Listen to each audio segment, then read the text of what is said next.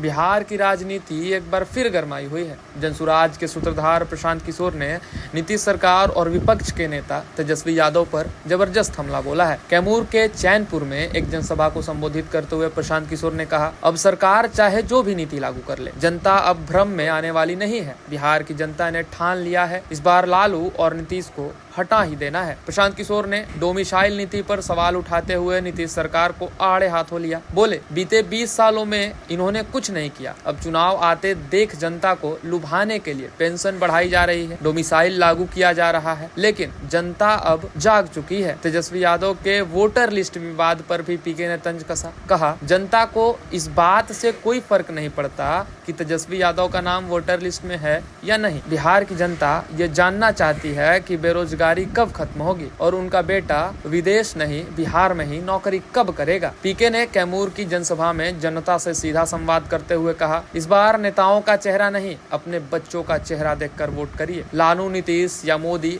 किसी के बहकावे में मत आइए, वोट दीजिए अपने संतान के भविष्य के लिए।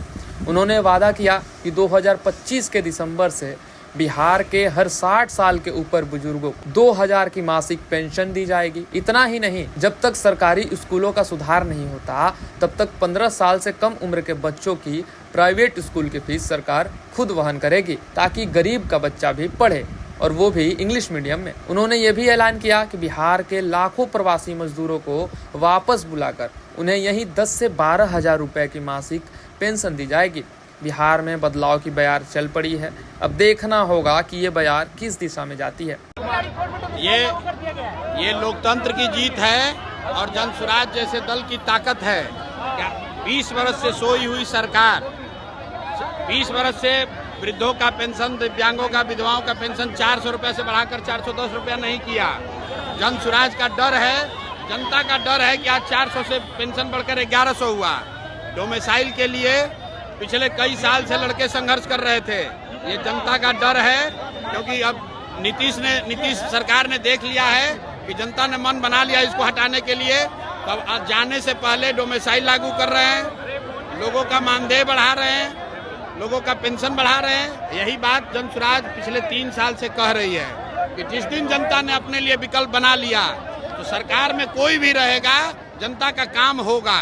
इसलिए जरूरी इस बात का है कि विकल्प बनाया जाए, नया रास्ता बनाया जाए। लालू नीतीश को हटाएंगे, अपने आप काम होगा। अभी ये कुछ नहीं है, अभी 50 सैकड़ों काम अभी होने बाकी हैं। बिहार में गरीबी खत्म करनी है, बिहार से बेरोजगारी और पलायन खत्म करना है। जब तक वो नहीं होगा तब तक ये रुकने वाले हम लोग नहीं हैं। तेजस्वी यादव के पास 2 वोटर आई कार्ड था, इलेक्शन कमीशन ने नोटिस दिया है। भाई ऐसा है, तेजस्वी यादव के पास 2 वोटर आईडी हो या 4 हो, ये तेजस्वी यादव और चुनाव आयोग के बीच का मामला है। चुनाव आयोग उसका संज्ञान लेगा।